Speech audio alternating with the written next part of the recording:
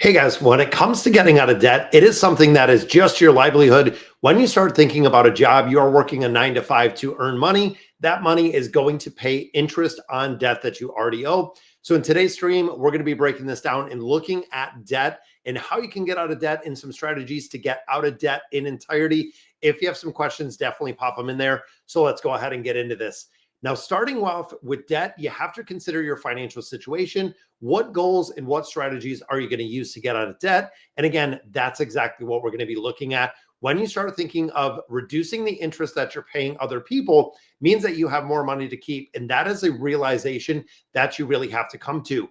Every single dollar you pay off in debt and every really dollar that you're paying in interest is your time that you're never going to get back. So the first one we look at, which is the personal one that I use to get out of debt, is the debt avalanche method. Now, in this approach, you're going to prioritize your debts from the absolute highest interest rate to the lowest interest rate. Every single other one is going to get minimum payments. They are going to get the bare minimum, but you are going to put every single dollar that you can get into that very, very high interest rate.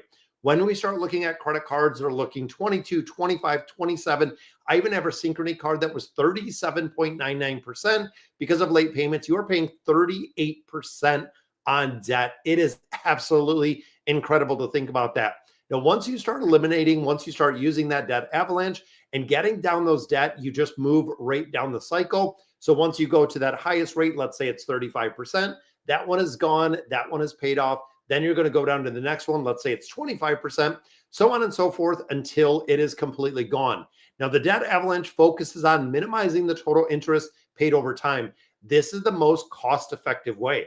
That doesn't mean it's the best way. Psychologically, might not be the best way. But when you think about it mathematically, like I do, it is the most cost-efficient way to get out of debt because you are going to see the biggest progression dollar for dollar when it comes to that high interest debt.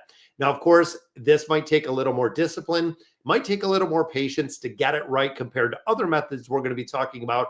But this is the ideal strategy for discipline and mathematically advanced and driven and want to get rid of that debt as soon as possible. Now, the second one we look at is the debt snowball. This is the old classic.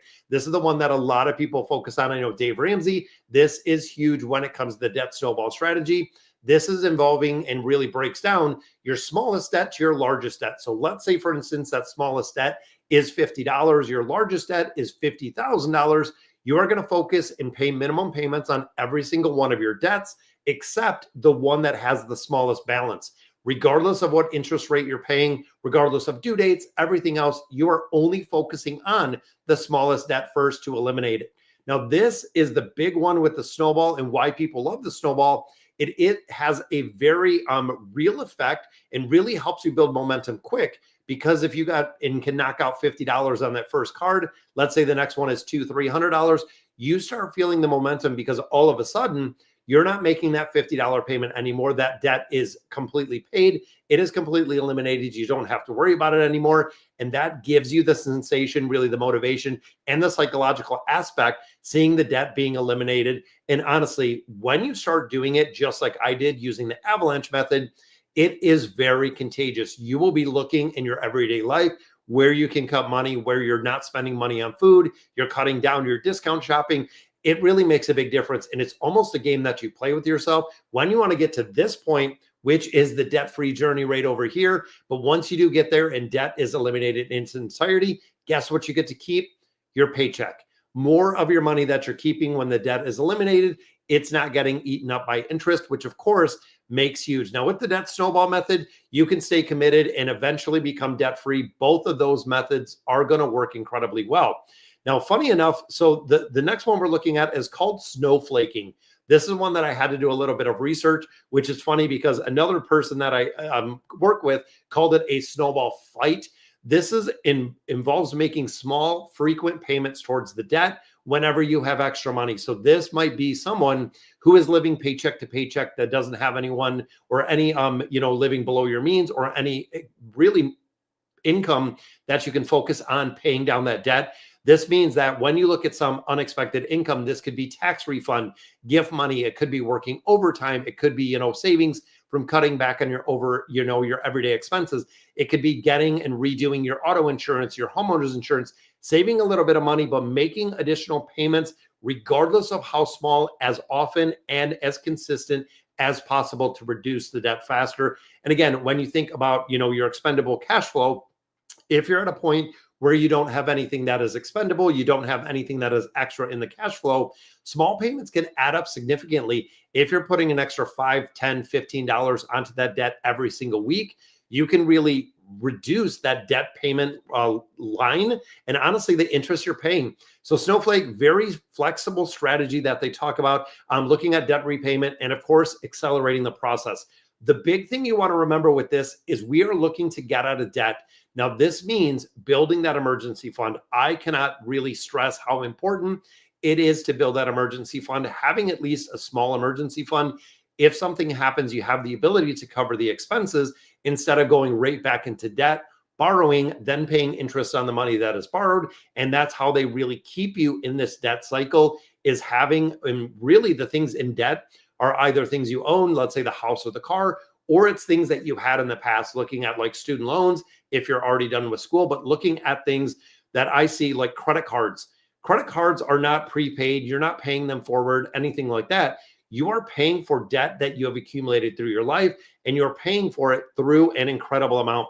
Look at that. The Sizzle server, the snowball effect works. Yes, snowball method, that is the one that I teach to a majority of people. When I do financial education and counseling, I focus on that snowball effect, the snowball method, because for a majority of people, again, if you're not very in tune with being super disciplined, if you're not very in tune with the mathematics side of it, this debt snowball works incredibly well to eliminate the debt.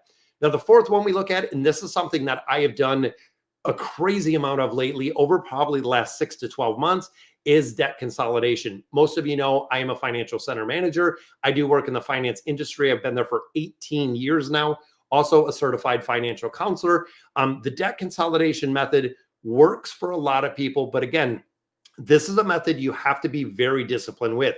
It is a single loan, so it will be a fixed rate, fixed term to consolidate and make it into one simple lower interest payment. Now, a lot of times the payment itself might not be lower, but getting to that debt consolidation, you can pay a lot less interest. Even thinking of today's rates, debt consolidation is about 8.5%, 9.5%. When you put it in comparison to credit cards that are running 20+%, you can save an extraordinary amount of money by doing debt consolidations. Now, what I find though, and this is where the point of caution comes in, is what I see is a lot of people will do debt consolidation loan, let's say $10,000, $20,000, $30,000. They consolidate it into one nice $500 a month payment over the next 5 years. Within about 2 or 3 years, they're coming back to me. We're doing debt consolidation loans because they continue to use the credit cards. They're not budgeting. They haven't, and they've really stuck to the spending habits that they always have. They're still spending the same amount of money, getting balances back on the card. Well, now they have credit card balances, which of course have those minimum payments. They also have the personal loan that they took out last time for the consolidation. So what we've actually been seeing within the last couple months is now people are looking at home equity debt consolidations. So where again, it was like $10,000 to $30,000 in personal debt. Now we're looking at 50, 60, 70, 100,000 plus in credit card debt that is being consolidated into home equities, which again, I really caution you because now your credit card debt is moving to a home equity loan. The home equity loan is a lien on your home. If something happens, if you default, if it's job loss, if something unexpected happens, they will now take your home through the home equity loan that you got just to consolidate the credit cards that you haven't lived within your means for the last 5 or 10 years. It's kind of crazy how the snowball of debt consolidation can happen. Now, the way this works and works incredibly well, you get to the point of doing the consolidation, but you have to adjust the spending habits. That is the big thing, where if you're making $5,000 a month and you're spending $5,000 a month and just breaking even, it doesn't leave anything left to pay back these loans and any debt that you have in the entirety. Yeah, credit cards can be a problem. Yes, absolutely, Sizzle. Credit cards, I have seen some crazy amounts of credit cards. Highest that I've seen, $190,000 in credit card debt. You're sitting on almost $200,000 in credit card debt. Totally blown away when I seen it.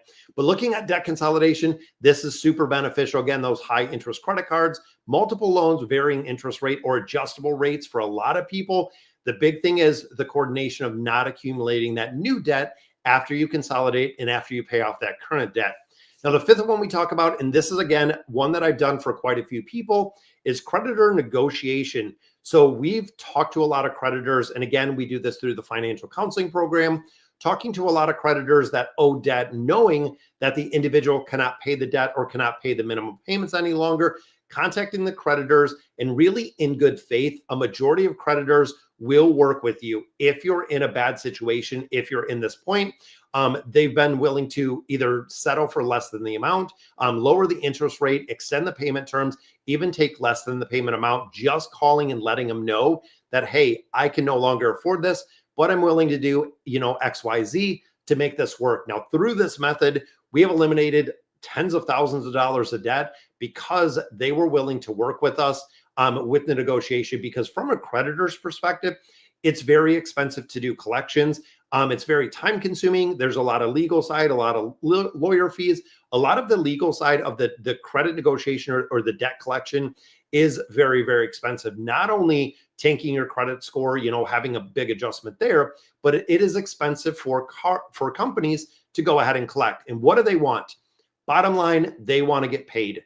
They want to get their money. So if it's either going to be a little less that they're getting paid, or it's going to be the other side, not getting paid anything at all, most credit card companies will work with you in the entirety, because this can give you immediate relief, making the debt more manageable. And even a lot of people have talked to me about doing the financial counseling program where we've worked with creditors, and the creditors themselves wanted to talk to me, having a note or agreement saying, hey, you can't pay $200 a month. I'm going to pay $50 a month. Successful negotiations, saved a lot of money, and of course, kept them from defaulting on the obligations. Even the credit report stayed the exact same that they were making the payments. Even if it was lesser than the amount, it still did work incredibly well.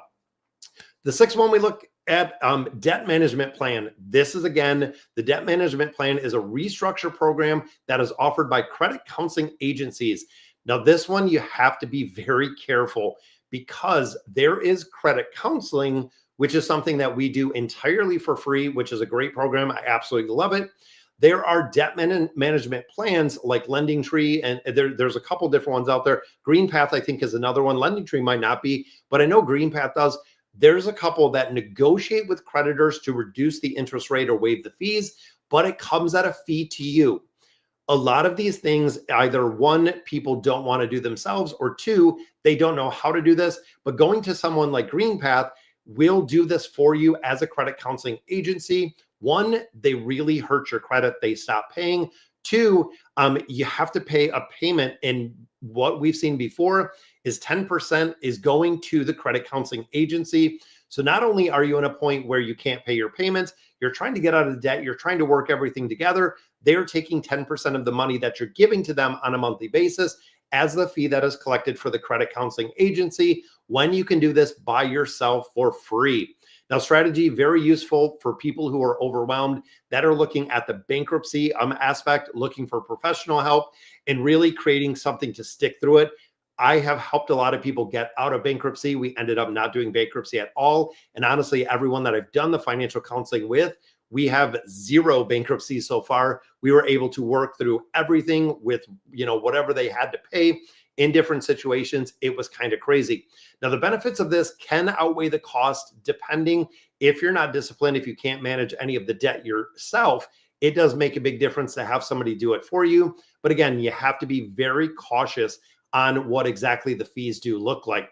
Now, the next one we get at is refinancing. Now, this is taking out a new loan, better terms, lower interest rate, paying off your existing loan. Very useful when you were looking at mortgages or auto loans. Now, traditionally, mortgages are about 7% as it sits today. But if you remember the COVID days, the 2021, 2022, over 65% of Americans, that's right, over 65% of Americans was the stat that refinanced during that time, during that precious time when people were getting 2.5%, 3.5% on mortgages.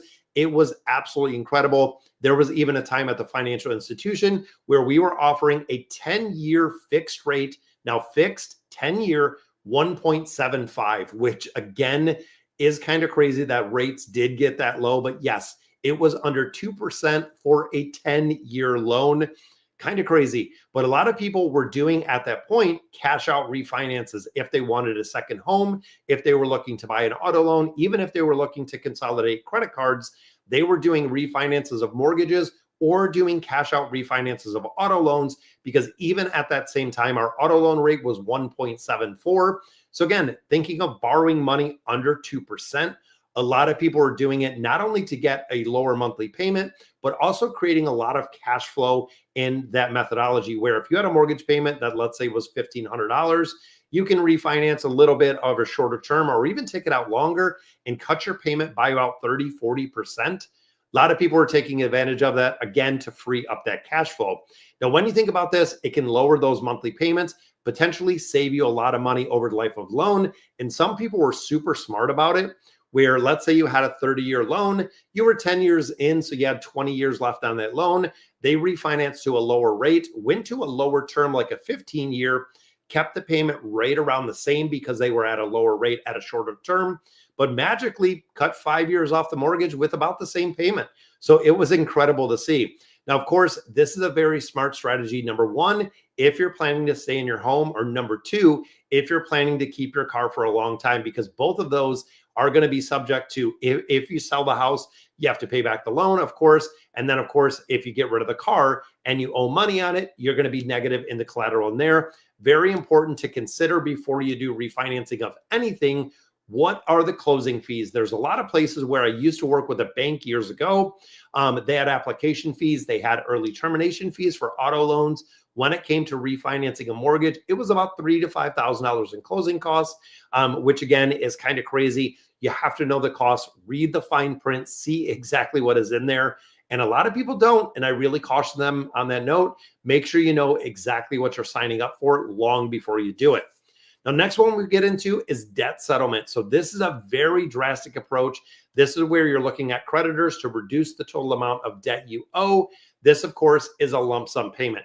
I have worked with a lot of individuals that we've done loans. So like a consolidation loan, that consolidation loan or the funds used from there was used to pay off credit cards, where, hey, we have a bucket of $10,000. You have $50,000 in credit card debt. What exactly can we settle this debt for outside of? And crazy enough, a lot of the conversations that I had with creditors were incredibly unique situations where, hey, you owe $10,000 in credit card debt. We're going to take $2,000. We'll call it even debt settlement. In your credit report, it does report differently. It'll say paid for less than the full amount or settled for less than the full amount. Within the credit report itself, it will have a negative impact on your credit. But overall, you're getting rid of the credit card debt. You're getting rid of the debt in general. And if creditors agree to this, it is the best way for them to recoup money on their end versus going through the entire process of trying to collect money, which, of course, a lot of people could just go to bankruptcy and then they'd be completely done with that. Now, debt settlement, again, can significantly reduce the amount of debt you owe, also can negatively impact your score. And a lot of people don't know this, but there are tax implications when it comes to this. There are taxes. You will get a form after you settle debt for less than the full amount for the difference. So again, if you think of a scenario where you have $10,000 in debt, you settle for $2,000, they're going to send you a form for the rest of the money that was written out that you have to claim on your taxes. I did not know this, really didn't understand exactly how that fell till the individual we were doing the debt settlement for got a form in the mail saying, hey, you owe X amount of money because of the taxes that you're not paying, or essentially the amount that the debt was settled for. Again, something I didn't know at all. And then, of course, the big one that we get into is bankruptcy. This is the last resort. This is the really Hail Mary. This is where you are overwhelmed with debt. There's no feasible way you can make the payment. You're starting to struggle. You're starting to fall behind, even working, extra hours, picking up different shifts, a side hustle, whatever. Filing for bankruptcy can discharge a majority of the debt. But remember, there was also an adjustment years ago that you cannot discharge student loans through bankruptcy. That was a change because what was happening is a lot of people were going through medical school. They were being doctors, lawyers. Then they got through, let's say 6-8 years when they're done with being, going through medical school. At the end of that point, boom, declared bankruptcy on $250,000, $300,000 in student loans, wiped out everything to a complete clean slate. coming out, being a doctor, making $150,000, $200,000 a year with having zero debt in the entirety. So of course that quickly changed when the government said, hey, no longer can you claim student loans in bankruptcy. It is going to stay out there. Now, of course, with bankruptcy, it comes with long-term consequences, major impact in your credit score. And even again, going back to my banking days, you had to wait 2 years, 2 full years from the point that the bankruptcy was actually that it was actually settled, that it was actually discharged, before you had the ability to lend anything, before you could get a credit card, a loan, a car, anything at all. The bankruptcy in its entirety had to be settled and discharged for 2 full years before they would consider everything. Now, of course, before you consider bankruptcy, look at all of your options. This is super important. When you look at a financial advisor, when you look at attorney, when you look at a relief, when you go and you talk to a judge, because of course for bankruptcies, they have to be approved by a judge. Before you go in front of there, a lot of people that I have seen lately go to bankruptcy court thinking they're going to wipe everything out. The judge says, nope, bankruptcy is denied, which again, wasn't aware they could deny a bankruptcy. You make too much money. You are just not managing your debt properly. Bankruptcy is not going to go through, which again is kind of crazy to think. But I have seen people that have went to court in bankruptcy. They said no. The attorney told them no. They wanted to file anyways. They filed. The motion was denied, and that was it. They were done in the entirety. And the last one we get into, number 10, is budgeting. I cannot do a video, and almost every single video that we do on the channel talks about budgeting. It is the fundamental strategy for individuals to eliminate debt, to control your finances, to know where your money is going, directing it. And again, I go really lean back to some of the fundamentals of like Dave Ramsey, where he says every dollar has a purpose. That is true. If you live by that, if you think about that, it makes a huge difference, regardless of the budgeting technique that you do. Me personally, I use zero-based budgeting, meaning I get paid X amount of dollars in the first bucket. The second bucket is all the liabilities and expenses that I have. That third bucket, every single dollar that I have in that very third bucket has an assigned place, and most of it goes into investing. I invest everything that I have left over, leaving a little bit of money in my checking account, but almost everything I do in its entirety is invested with my zero-based budgeting. Once I know all the bills are paid, everything left goes into an investment account. It has been doing incredibly well over the last couple of years. If you checked out my portfolio, we're up about 90% in the last 3.5 years, which is crazy because we bought the entire time the market was going down. Then, of course, 23, 24, when it rebounded, had a really, really big upswing right there. When we get into budgeting, you can create a plan. And I know the first times, and I know a lot of people really do cringe when they hear budgeting, when they think of spending plans. Regardless of what you call it, you have to know what money is coming in. You have to be aware where your money is going. That is going to help you avoid debt in its entirety. Managing debt effectively, really making the budget, tracking your income, tracking your expenses, and knowing where you can cut out some of your money. Now, a lot of people also look at the 50, 30, 20 rule. That is something we looked where 50% is going to your fixed expenses, 30% is going to those variable expenses, and 20% is for savings, investing, debt repayment, everything like that. Now, we have seen the structure actually change within the 50, 30, 20. So it's more about a 60, 20, 10 rule. So we have seen a lot more of the fixed expenses go up. When you look at rent, when you look at mortgages, when you look at car payments, the fixed expenses have been and continue to increase astronomically when it comes to in relationship to everything else, which means it is incredibly hard to live within your means, even if you're making a little bit more money, even if you're picking up extra shifts, extra hours, have a side hustle like I do right here on YouTube. It has been incredibly hard to stay up with the cost of living. And I'm hoping as rates continue to come down, that is going to make a big difference. Now, of course, you could also do the cash envelope system. This is one which is a way old school throwback where you don't want to overspend. You put a predetermined amount into each envelope or category. You can do this with bank accounts. There's some apps to do this. Some people do it with cold hard cash in an envelope, and you can only spend what is available in that category. No borrowing from other categories, no making up the difference with just kind of a slush fund. It's cheating, in my opinion. If you have some money just sitting on the side and not doing anything just because you might have underplanned some categories, it is a way of actually cheating. But when you start looking at progression and thinking about the budgeting methodology, break everything down. This is a story that I want to share. When I started doing my master's degree, I had a finance class and we broke down everything in Excel sheet. So what our teacher had us do, and again, it was a finance class, we brought in 3 months of statements. We're talking bank statements. We're talking credit card statements, income statements, looking at bringing in your pay stubs. Everything was in black and white. We could see it plain as day. Before we started doing this budgeting exercise, which of course was our final project in the end, we wrote down exactly what we wanted to do financially, what we were trying to do. Is it saving for retirement? Is it going on a vacation? Savings for, college for kids? Regardless of what it is, purchasing a new house, you wrote down exactly what you wanted to focus on. And then we broke down our finances, looking at a personal finance aspect. You can't hide anything. When it's in black and white, when you see it in an Excel sheet, when you look at it, you know exactly where every dollar is going. You made X amount of money. Here is where it went. This is what you spent on food. This is what you spent on rent. This went to your car. This went to your insurance. Every single penny was accounted for. And of course, at the end of the spreadsheet, it showed you if you're positive, if you're negative, and exactly what that financial picture looked like. For a lot of people, super big eye-opening, because then we took those numbers and looked at what we wanted to do. So we had an individual that was a younger female that said, hey, I want to save for retirement. I don't have any extra money. There's no way that I can put away money for my retirement. I'm not contributing to my employer's 401k plan. I'm not putting away anything. Breaking it down mathematically, you can see, hey, you're spending roughly $1,200 a month on food, which is crazy. You're going out to eat every single day. Coffee, $300 a month on coffee. When again, you see it in black and white, when you look at some of the necessities like food, housing, utilities, a lot of places where people can cut back. Now, do they choose to?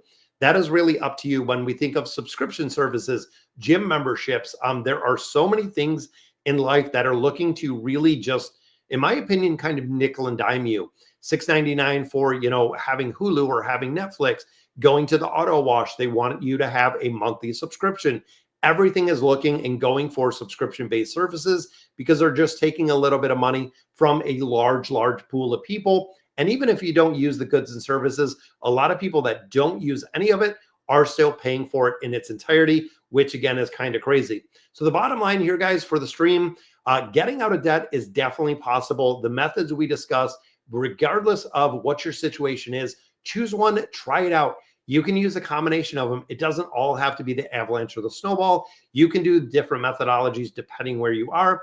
And of course, look for professional advice. If you want my advice, definitely let me know, guys. Drop some comments down below. I will always take a look at anything. A lot of people put in comments about investing. A lot of people want me to look at different things, but looking at eliminating debt is going to change for the rest of your life. If you get to the point where you want to eliminate debt, it is super imperative once it's gone that you stay gone. And like I said earlier, when it comes to your paycheck, if you're not paying all of these things for debt, if you don't have a bunch of credit card debt, if you don't have a mortgage, if you don't have a car payment, when you start eliminating those debts, you keep your paycheck. You are really buying and getting back the ability to do what you want to. If you want to go on vacation, you're not borrowing money to do it. You already have a savings, you have a plan, you have your investment accounts, you have your retirement accounts, you have your emergency fund. When you start putting those things in place, it will literally change you for the rest of your life financially. And then, of course, when you start teaching and educating your children or even your children's children at some point, if you're grandparents, you will know exactly how to do it. And I really feel like the education piece is what we're missing. I work with a lot of individuals that are in high school, that are, college grads in school, even ones that have graduated many, many years ago, or people that are planning to get ready to retire. And I work with all of them. And it's kind of crazy to see with the younger generation how much they are missing when it comes to formal education. I have people that come out of high school or are in high school that have no clue. A paycheck, a 401k plan, an IRA, a savings. Some of them don't even know they pay taxes on the money that they earn. They might have their first job. They've never seen a paycheck. They don't know. And they wonder where, hey, I make $15 an hour, yet, they took this much amount in taxes. You're paying federal tax. You're paying state tax. You're paying unemployment tax. You're paying all of these taxes. And again, they don't teach people exactly how to manage their money. And I think fundamentally, they might actually do this on purpose. And I hope not. And I hate to say it, but definitely getting the education and getting the word out of there, eliminating debt in its entirety, because you'll get your paycheck back. And of course, you'll get your time back. So, all right, guys, so that is going to do it for today's stream. Thank you for joining me. And Sizzle Serve Yum, I love the name out there. Thank you for the questions out there. Definitely, Debt Snowball does work. And if you've used any other method, definitely let me know below. Subscribe to the channel if you like the content, and we'll catch you in the next stream.